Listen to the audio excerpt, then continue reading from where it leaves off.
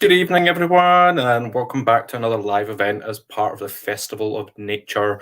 My name is Sam, and I'm the event producer for the Festival of Nature. It's day 5, and we've had another full day of live streams, podcasts, films, and even in-person events that are going on right now. And tonight, we're here to once again speak to students from the University of the West of England about their activity as part of the Show and Tell Nature project. A co-production between the Festival of Nature and UA, this invited students to form project teams who created DIY activities focused on nature, sustainability and climate.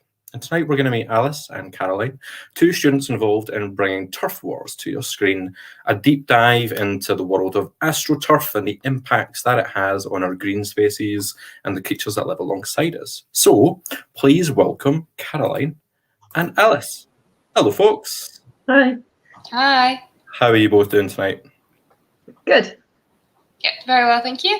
Good. Thank you so much for joining us to talk about Turf Wars. So it has just gone out to the world for its big screen debut on the internet. And it'd be great to hear from you. Where did the idea for Turf Wars come from? So I think the idea came from seeing an increase in people using them. So when I've been using my social media, I've seen on things like Instagram and Twitter that people have been putting artificial grass out a lot more.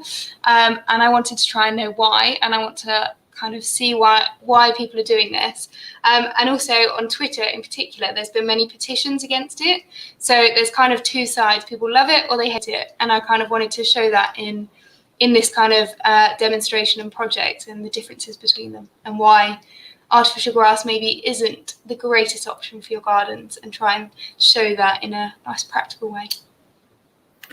So let's delve into it then. Why is it an important topic, and why might astroturf not be so great for your garden?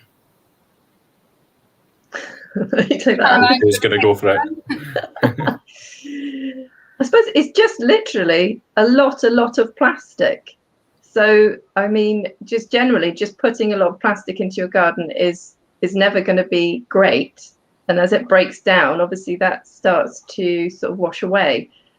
Plus, you kind of have to compact the ground to get it to lie right. So immediately you've got more water washing off. And also it's like all the things that would live in the soil, even if you didn't have grass, if you just had plants, they can't live there. They can't live under the plastic. I think is there something about worms? They find that they don't like don't like plastic at all. So you immediately start to lose all your sort of your animal life really starts to move away once you put plastic down in your garden. I think, yeah, I would definitely agree with that. And I think it was quite surprising how much plastic goes into that. And we wanted to really show that in the demonstration, in the project, because I think when we were sort of researching it, we realised actually it is just plastic. So it seems strange if people just kind of put a sheet of plastic down over their garden, but essentially that's what they're doing, and it's just marketed as artificial grass, so it's great, but actually it is just not great for the environment. And you're completely, I think people forget how important little gardens are. So you think, oh, you might not have much of an impact with a little garden, but actually you can have so much wildlife, so many wildflowers, so many plants in just a tiny space. And if you lay over that with a sheet of plastic, then you've gotten rid of all of that chance to have insects and pollinators and birds and worms and all sorts of things in your garden. I mean, I guess when you put it into that perspective of putting just a sheet of plastic down, people wouldn't go out and go, "This is a lovely garden. Do you know what I'll do? I'll put a tarpaulin down." Yeah. And then we'll just sit on that. That would be really exciting to have. But that's exactly what it's like, right? Yeah. Well, I think to be fair, people have gone, the things I've seen about it kind of suggest people have gone, this is really easy. This will be really manageable. I can just kind of, I never need to mow the lawn again. And there's things about people with their children, it gets muddy and messy, and we don't want that. So we've got this lovely lawn. But then actually, I think I've read about this is really random, the women's football team. I think in women's football, they basically said they didn't want to play on astroturf anymore because they got so many more injuries. So I think it's just worth bearing in mind. It might suit some people, but there is kind of these other aspects. So it's maybe not quite as convenient as it first appears. Yeah, I guess when you mentioned that about like the reasons why people use it is to do with that. Well, I don't want to have to constantly either water my grass, like especially in places where you might have like hose pipe bans and it's not raining enough to keep it looking nice, or like you're too busy. Essentially, like you've got kids or you've got a job. I'm gonna get into my like rant against capitalism, about like how that's like people are working too much and therefore they need things to make their lives a bit easier. So maybe astroturf's part of that. But you're right. Like, I remember at school, like having to go up to like the playing grounds and it was astroturf, and you'd end up with so many more injuries, like carpet burn essentially, just from like playing on astroturf. So, like, what do you think the reasons are, like, then that people do choose to have astroturf or fake grass in their gardens, whether it's time or like not fully appreciating the impact that it has? Yeah, I think so. Initially, when I started looking at kind of why people wanted it, it was very much a convenience thing, and the companies who do sell artificial grass, they market it as a very convenient thing. You know, you don't need to go out and mow your garden. They also claim it's to kind of be environmentally friendly, so you don't have to water your grass or put fertilizers on it.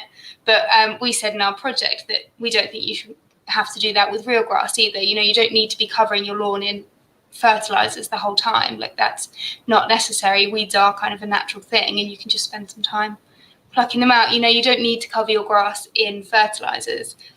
So that wasn't a great argument for artificial grass. But yeah, it was very much a convenience thing. Having dogs, having kids, it gets muddy in winter and it then doesn't look very nice. So artificial grass is an alternative to that. And that was kind of the main reason why people wanted it, really. Oh, it's one of those ones that when you really start thinking about the marketing of it, you get really infuriated. I can see like why it's like a really good subjective approach and environmentally friendly because you don't need to use as much water. Oh, yeah, that's infuriating. That was their claim, that it was environmentally friendly to have artificial grass. We tried to disprove that.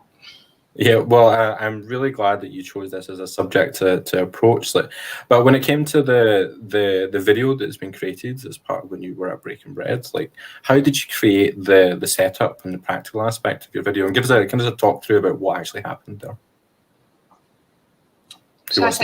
I'll go. So this was a project. There was 4 of us involved in this project, and another girl called Zephyr set up a lot of the kind of construction that we had. So I found a YouTube video which was actually for artificial grass, and they were trying to say how much better it was. But the setup was quite similar. So we had 2 tanks on top, and then Zephyr sort of built a little mini garden. And there was some soil and some real grass, and then she grew some wildflowers in there as well, which was a really nice little touch. And that was in a full tank, and then it had holes in the bottom. And then we had another tank, which was the same, but we had artificial grass. And it's worth noting that we didn't buy that artificial grass. We didn't get any from any new places. We managed to get it secondhand, so we didn't want to buy any more artificial grass and add it into the market. But yeah, we had 2 tanks, one with real grass and then one with the fake grass. And we had, I think it was a litre of water that we poured through, and then both of them had holes underneath, and we had a bucket underneath to collect all of the water. And we wanted to try and show that artificial grass drains through the water really, really quickly, and that real grass absorbs much more, and that with the wildflowers as well, it kind of absorbs much more water, and it avoids the kind of flooding issues which can come with artificial grass. So yeah, it was a nice little setup. It was quite intricate, and Zephyr designed a lot of it, which was amazing. So we've got a question from the audience, which I'm going to come to in just a little second as well. But when it comes to that kind of runoff of water and flooding, like, I imagine that if you've got a garden with a slope, then like if you put down that grass there, you're going to end up with like massive puddles at the bottom of the garden, which is not great. But does it also cause like, so if you say that the water moves through, does it move through into the soil underneath really quickly and then kind of waterlog the soil, or does it not? Is it not porous enough? So it was when you have artificial grass laid down, they kind of compact the soil. And I think it was that it kind of just sits in the soil and it doesn't necessarily absorb straight away. So it kind of ends up sitting on the surface, and then you get the runoff from that. Whereas what we tried to demonstrate in the real grass was that when you have real grass and you have flowers and stuff, you have all of the roots, and the water will drain through those and hold in the roots, so it won't go through quite as quickly. Okay, that makes sense. So, and yeah, again, when you've got things like not just grasses, but wildflowers that are so important for these pollinators that we know are like reducing massively in numbers. Like if we introduce like random fake grass, then it doesn't have anything but a negative impact on those poor species that we're already decimating.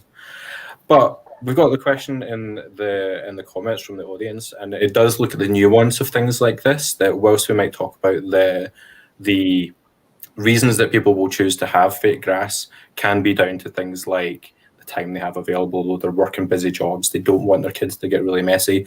But sometimes it's actually like will really help people who perhaps are disabled. So like a disability being a factor there too.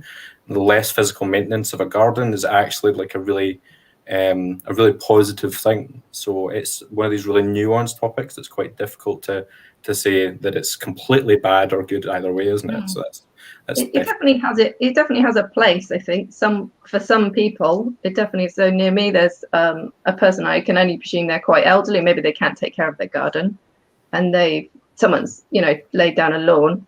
But I suppose if you can provide something that's alive, that's a bonus. Yeah, I think a lot of this is if you can. If you do have the time, the resources, the money to maintain a garden, that's great. And, we'd like to encourage you to use real grass and wildflowers and all kinds of things you can get your hands on. But if you don't, and if, artificial grass is the most practical, then that's fair enough. And it's not, like we said, it's not for everyone, but we're just trying to suggest that real grass has a few more benefits to the environment than sort of fake grass. Yeah, absolutely. It's one of those things that whilst we've got like individual gardens that use it, I think it's when it's used on a bigger scale that it becomes even more of an issue. And on that bigger scale, you do have those projects like No Mow May that encourage people to like have their grasses growing longer. So that can only have a benefit, right?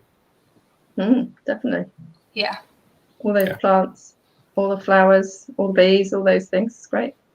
And like we need it to be more than just like for 1 month of a year. We need it to be longer.